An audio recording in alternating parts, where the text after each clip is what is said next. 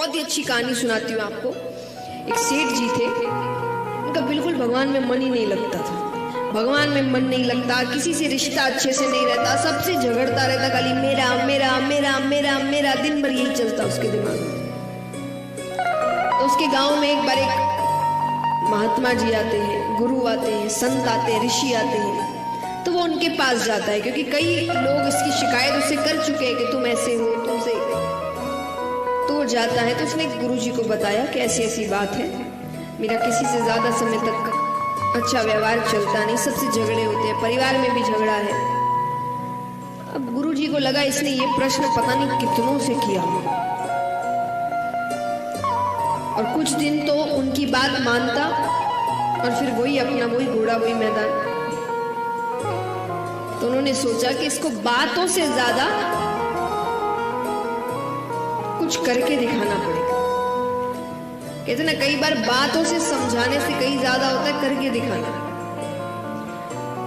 तो गुरु महाराज कहते हैं कि एक काम करो, अपना हाथ दिखाओ, मुझे भविष्य भी देखना आता है, तो मैं देखता हूं कि तुम्हारे भविष्य में लिखा क्या है कि ये सब चल रहा है।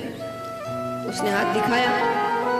गुरुजी कहते हैं ये सब इधर उधर की बातें छोड़ो, 10 दिन में मृत्यु है।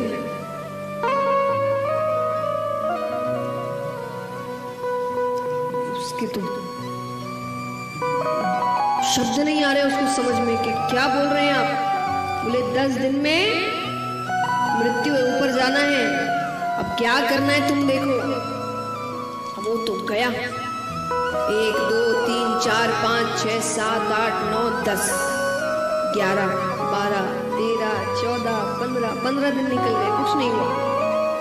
15 दिन बाद वो आया, वो कहे आपने तो कहा था 10 दिन में मृत्यु है, 15 दिन हो गए मुझे कुछ भी नहीं हुआ।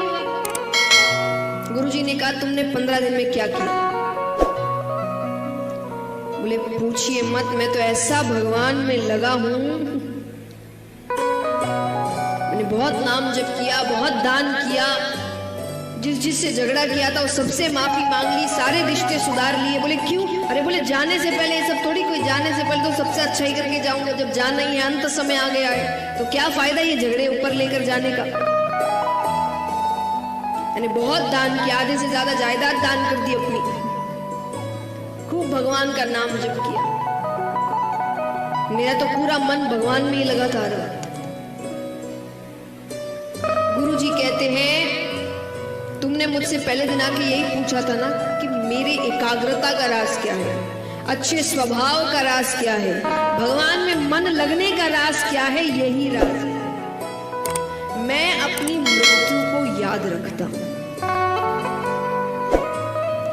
मुझे पता है कि कभी भी वो आ सकती है, अगले पल भी आ सकती है, तो मैं कोई भी अच्छी चीज भविष्य के लिए छोड़ के नहीं रखा कि बुढ़ापे में करेंगे।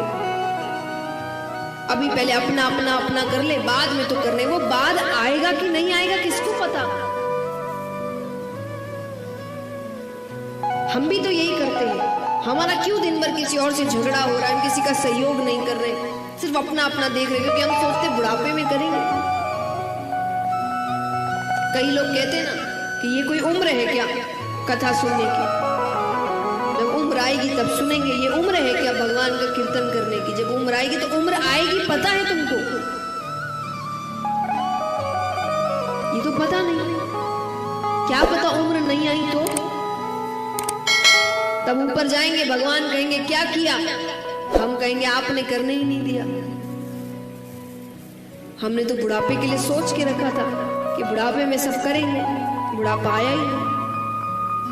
तो इसलिए जिंदगी के जो अच्छे कार्य हैं, महत्वपूर्ण कार्य हैं, उनको भविष्य पे मत छोड़िए, वो अभी के कार्य है। अपना जीवन जरूर जिए, पर सहयोग करना, भगवान की भक्ति करे तभी ना, जब ताजे हैं, जब स्वस्थ है, जब हर चीज अच्छे से चल रही है, दिमाग चल रहा है, शरीर चल रहा है, मन चल रहा है। जब आधी से ज्यादा चीजें चल नहीं रही होगी तब भगवान के पास जाएंगे, भगवान कहेंगे अब क्या कर रहे हैं, हालत तो है नहीं कुछ करने की, अब आराम करो, रहने दो।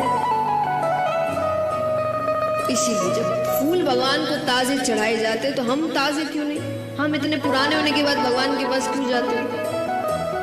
तो भक्ति की उम्र बुढ़ापा नहीं होता, बचपन होता है, जब बिल्कुल ताजे है, मन साफ है। तो यहाँ पर सूत जी भी यही समझा रहे हैं, श्रीमद् भागवतम शास्त्रम, ये कथा जीव का कल्याण करती है। इसकी बातें, इसकी लीलाएं, इसका सार, इसकी सीख जीवन में वो हर चीज सिखाती है जिससे व्यक्ति जीवन की बड़ी से बड़ी लड़ाई लड़ सकता है, उसका कल्याण हो सकता है। अब यहाँ पर शौनकादि ऋषि पूछते हैं कि प्रभु हमें ये बताइए कि ये जो कथा है ये सबसे पहले किसने किससे कही। सूत जी कहते हैं सबसे पहले ये कथा सनकादि ऋषियों ने नारद जी से कही। सनकादि ऋषि कौन है? ब्रह्मा जी के 4 पुत्र हैं, सनक, सनंदन, सनत कुमार, सनातन। इनको एक साथ कहते सनकादि ऋषि। कैसे सुनाई?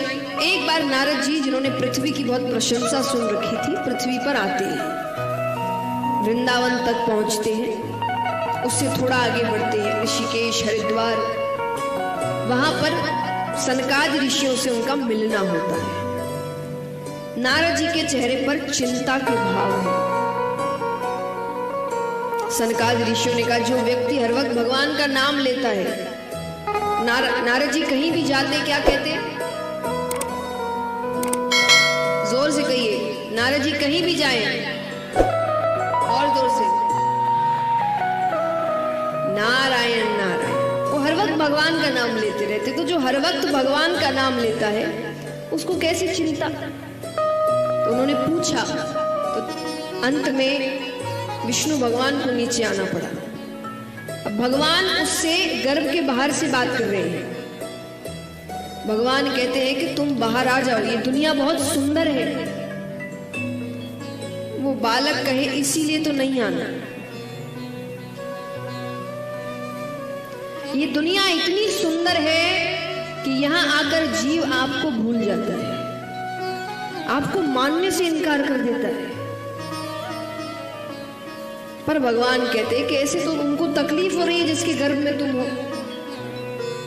शुभ बालक कहे, ठीक है, आप अपनी मोह माया रोक दीजिए, मुझ पर वो मोह माया चढ़ेगी नहीं तो मैं इस संसार में मिलूंगा नहीं। भगवान कहते वो तो नहीं रुक सकती, तो बोले मैं अंदर ही ठीक हूं। तब भगवान अंत में कहते कि ठीक है, एक क्षण में जितना समय होता है, सिर्फ एक क्षण, उसका भी जो 100वां हिस्सा होगा, उतने समय के लिए मैं अपनी मोह माया रोक दूं।